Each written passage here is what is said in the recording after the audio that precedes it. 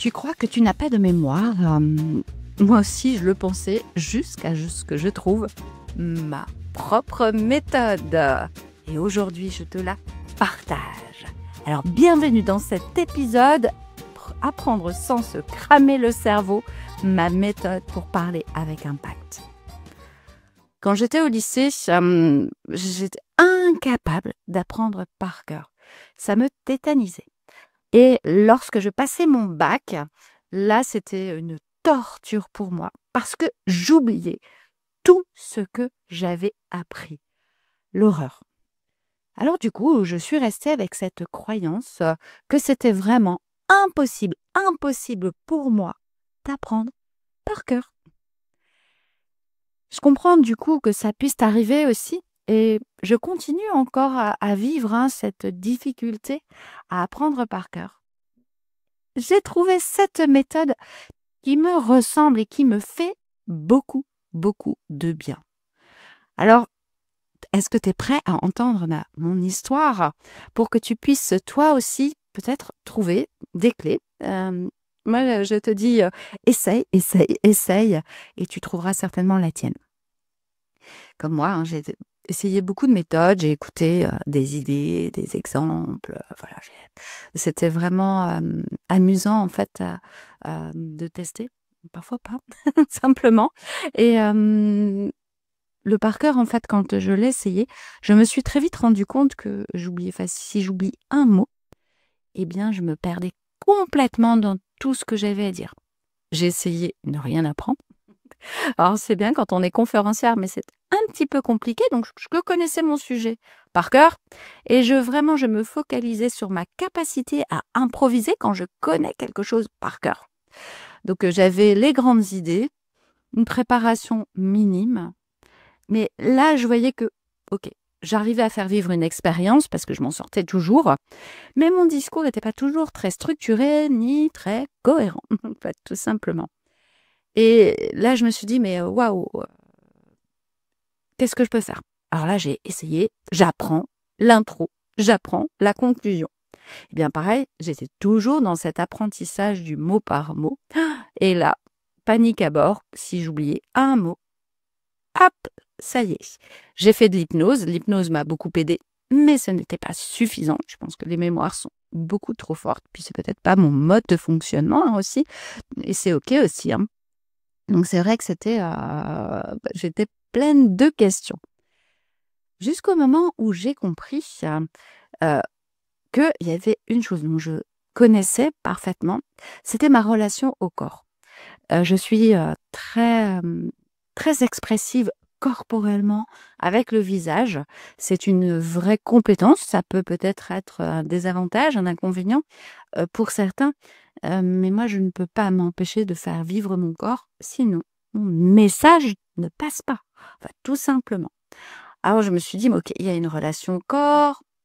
Je suis une ancienne danseuse. Le corps m'aide beaucoup dans tout ce que je fais. Et je sais aussi que tout s'imprime dans le corps. Bon. Du coup, je me suis dit, allez, vas-y, bouge en apprenant. Alors, me voilà à faire les 100 pas dans la maison, en essayant d'apprendre. Voilà, parce que je sais qu'on n'est pas fait pour rester assis. Et en fait, au début, je ne pouvais pas me lancer comme ça, sans texte. Donc, au début, ce que je faisais, c'est que je le lisais, mon texte, tout simplement. Puis, petit à petit, je me suis dégagée. C'était bien, mais c'était pas encore suffisant. Ah, ok. Donc, j'ai trouvé une méthode, un pas à pas, d'ailleurs, je t'en parlerai tout à l'heure, qui m'a vraiment permis d'intégrer mon discours. Mais ce n'était pas suffisant pour moi, parce que j'ai besoin vraiment d'ancrer ce que je vis, mon énergie, pour retenir. Alors, c'est pas du par cœur, mot pour mot, pas possible pour moi, mais je sais que j'ai les grands mots, j'ai tout ça. Et là, dans mon jardin, il est un peu en espalier. Alors, du coup, je me suis mise en mode scène, comme si j'avais un public devant moi. Et au départ, bien sûr, j'avais ma feuille toujours près de moi. Et petit à petit, plus je le faisais, plus je mettais l'élan, plus j'étais avec mon corps, en lien avec mon corps, plus je retenais ce discours. C'est assez incroyable. Et ça devenait hyper fluide. Et puis, je finissais par lâcher mon papier et paf, tout s'enchaînait en fait. C'est un bonheur. Surtout que là, ici au mois d'avril, j'en avais 2 à retenir en même temps. Et là, pour moi, je me disais, mais comment je vais faire? Et en fait, l'énergie était différente selon les conférences et selon ces 2-là. Et je me suis dit, waouh, mais punaise, mon corps, il a retenu l'élan de ma... En fait, c'était vraiment l'élan de ma présence à l'entrée, en fait, qui faisait que, paf, je me connectais à cette conférence ou à l'autre, en fonction de ces premiers gestes, de cette première façon d'entrer face au public. Et là, je ressentais dans mon corps que c'était le moment de dire ce geste. Et de dire ce geste, waouh, de dire ce mot. Et c'est chouette, cette découverte. C'est un vrai bonheur. Même si je le fais depuis plusieurs années, mais je n'avais encore jamais appris 2 conférences, dont l'une où je n'ai même pas eu, entre l'écriture et l'apprentissage, j'ai dû avoir 15 jours pour la répéter. Et c'était pour moi, waouh, un beau stress, ça. Mais c'était chouette comme exercice parce que finalement, je me rends compte, j'étais épuisée. Je pensais ne pas réussir à prendre mes 2 conférences par cœur. J'y suis allée avec le cœur, pourtant j'étais épuisée. Mais comme quoi, on a des ressources là où on ne s'y attend pas. Et c'est vraiment ce que j'ai vécu ici ce mois d'avril 2025. Pour ceux qui écouteront le podcast dans quelques années, on a vraiment des ressources incroyables en nous. Le tout, c'est de trouver comment on fonctionne. Moi, je sais que le corps est vraiment important pour moi, en fait. Et bien sûr, j'avais créé une mind map avec les mots-clés qui étaient importants pour moi. Je retiens très fortement visuellement en forme de mind map, de cartographie, pour ceux qui ne connaissent pas. Et vraiment, là, j'ai eu plein de déclics. Et puis, si j'avais des doutes, même un petit peu avant de passer, notamment sur la 2e conférence où j'avais pas le temps de répéter, eh bien, j'avais repris ma mind map, les mots-clés. Et OK, l'impulsion du début. Et j'y suis allée. Et j'ai pu même improviser, ce qui aurait été presque incroyable la veille. Tout simplement. Mon mari m'avait fait le retour. Ah, mais bon, attends, ta conférence, il y a le mot peps, et là, t'as pas de peps. Et à force, j'y suis arrivée parce que j'ai vraiment même imprégné ce mot à l'intérieur de moi, en fait. Mais pour y arriver, bien sûr, j'y vais par étapes. Ça, vraiment, j'insiste lourdement. Ça se fait pas comme ça, hop, en claquant des doigts. Et c'est beaucoup, beaucoup de temps de répétition. Parce qu'on pense que ça va super vite, on pense qu'on apprend. Non, c'est répéter, répéter, répéter. Pour que cela soit vraiment naturel et que tu puisses improviser, en fait.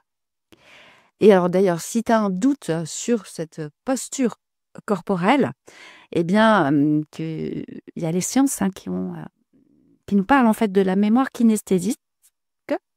C'est apprendre grâce à des mouvements.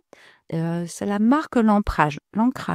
Décidément, je mélange un peu mes mots aujourd'hui. Le mouvement améliore la concentration, réduit le stress, active différentes zones du cerveau. Je ne sais pas si vous connaissez le brain gym. Moi, j'adore les exercices de brain gym qui aident d'ailleurs beaucoup les enfants dans les écoles pour apprendre en fait. Et j'aime ce concept, je ne savais pas comment ça s'appelait comme ça, mais j'ai fait quelques recherches avant ce podcast. Le concept embodiment, ce sont les pensées et les comportements qui sont influencés par nos expériences sensorielles, tous les sens, il y en a beaucoup, ainsi que par nos comportements, nos gestes. D'ailleurs, j'en parle dans un podcast avec la posture. Waouh, Victoire, waouh, ça change tout en fait. Et tout ça, c'est pour moi essentiel de vous le dire parce que peut-être, ou de te le dire, parce que peut-être que tu n'y crois pas en cet impact du corps. Moi, j'y crois fortement parce qu'en plus, je l'ai testé pour moi. Et si ça a marché pour moi, ça va marcher certainement pour certains d'entre vous. Alors oui, si toi, tu veux savoir exactement, étape par étape, comment j'ai fait cette méthode, quelles sont les étapes, comment on y est arrivé au-delà du corps. Et si tu as aimé ce podcast, et si tu veux toi aussi prendre la parole en public sans paniquer, sans apprendre par cœur, sans te cramer le cerveau, il y aura un petit mémo qui sera à télécharger donc sur l'explication du podcast. Vraiment, il est allé télécharger. Tu vas pouvoir t'inscrire à ma newsletter en même temps. Et il est simple, facile à mettre en place. C'est en 10 étapes, ça va très très vite. C'est sur une page, pas besoin de beaucoup de lecture. Donc vraiment, télécharge-le en cliquant sur le lien suivant. Tu recevras un mail en retour et tu verras déjà, peut-être que ça te donnera des clés pour pouvoir avancer. Et si tu veux m'encourager à continuer ce podcast, je t'invite à me liker, à le partager, à le diffuser, surtout sur mes réseaux sociaux. C'est par là que les gens passent pour me trouver. Va sur si tu es sur Apple, tu peux mettre tu peux mettre un commentaire, pas toujours simple, mais vas-y, j'en ai vraiment besoin parce que je sais que tout ce que je transmets a vraiment un impact. Il y a vraiment un avant et un après pour les personnes. Moi, je l'ai vécu aussi grâce à des personnes. Et si moi, je peux être cette clé, ce sera magnifique. Bon, j'ai, pour ceux qui me regardent en vidéo, une petite surprise d'un document qui s'effrite et je dors. C'est aussi ça quand on est en direct. Et je suis très, très heureuse de te retrouver maintenant sur aussi YouTube où le podcast va s'améliorer, la vidéo va s'améliorer. Mais on dit toujours, il vaut mieux imparfait que parfait. Alors, je t'embrasse, je te remercie. Je te dis à très vite parce que les futurs podcasts sont remplis de surprises puisque je suis en pleine mue. Allez, à très vite dans les coulisses du speaker. Bye!